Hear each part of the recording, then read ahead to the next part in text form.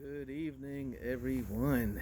It is time for another DeVeaux Speaks on this, what is it, September 3rd? Yes, it's back to school.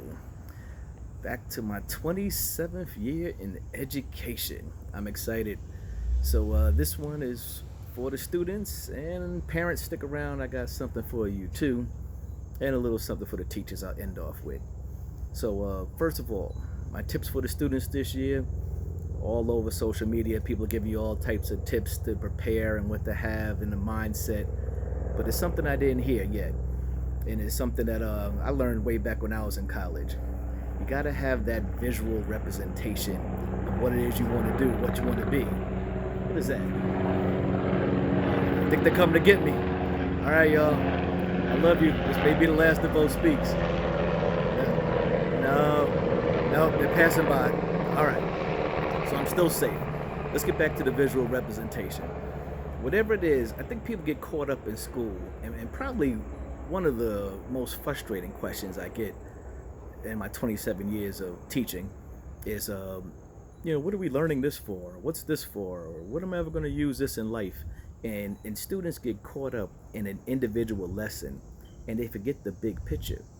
Now, granted, as the teacher, I should be able to come up with a reason, and whether it's the quadratic formula, Pythagorean theorem, I know real life applications.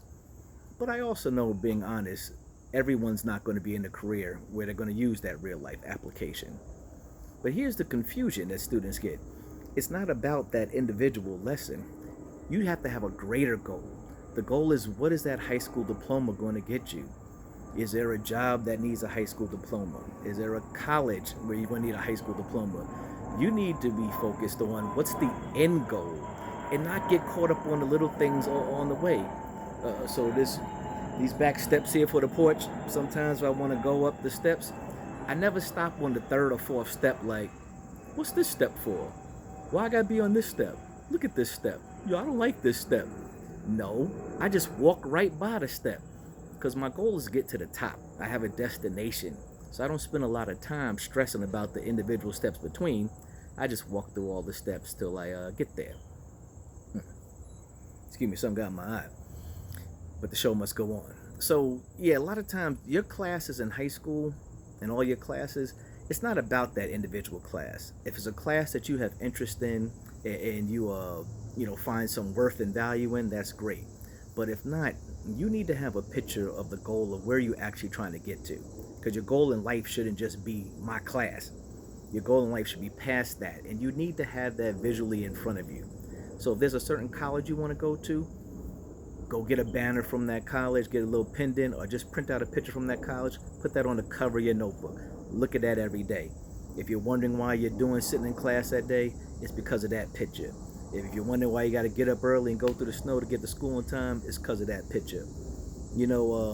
Maybe you're going to be the first one in your family to go to college. So put a picture of your family in the front of the book. Know that's what you're doing it for. Maybe you want to be an architect. Go look through some designer, buildings, and go ahead and put a picture right on your book there and say, I'm going to design a building like that. I'm going to design a building better than that. You want to be a doctor, get a picture of some doctors, some surgeons, put it on your book. Hey, I still do that now. I'm a professional, but sometimes it gets frustrating, and I keep a picture of my daughters right there near my desk so I can look over and remember what I'm doing it for.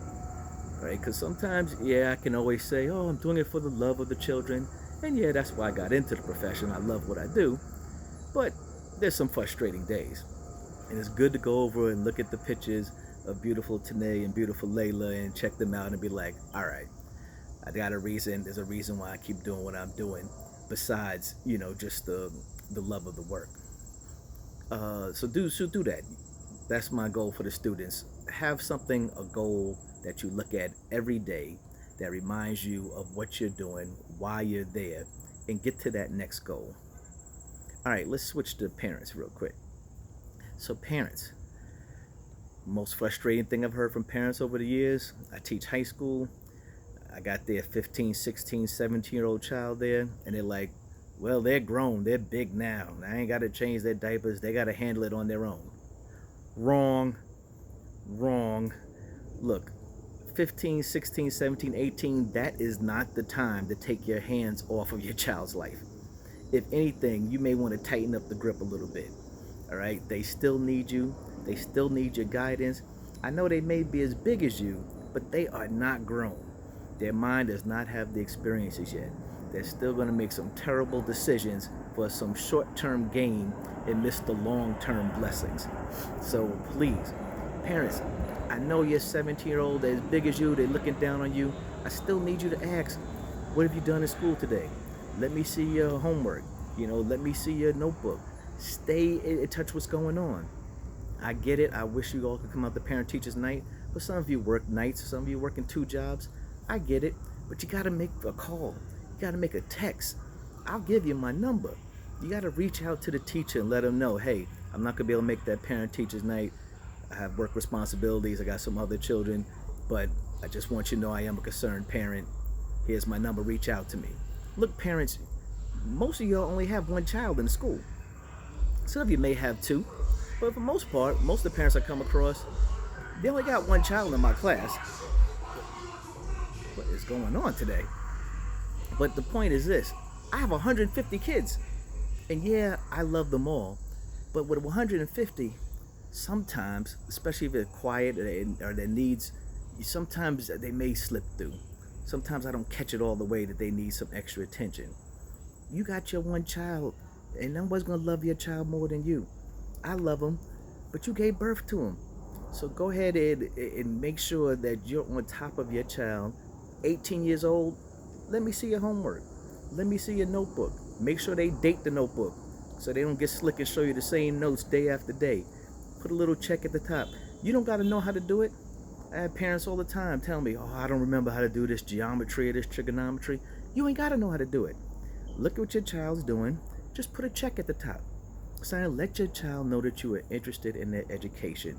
And then okay, just let me see the next time the work is. At least if they're doing something, it may not always be right, but I can tell you as a teacher, if they're engaged and they're participating, they're going to get better and better, right? My concern is the amount of students who aren't doing any work at home, right? So don't be worried, parents, like, I don't know, I can't help them, right? Make them do something.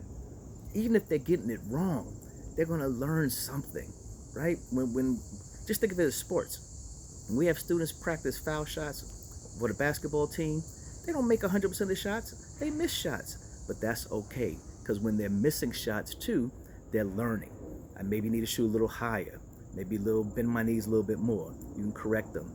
Same way with your academic work. Don't worry about having to always get it right. Make sure they're doing something. Make sure they're practicing every night.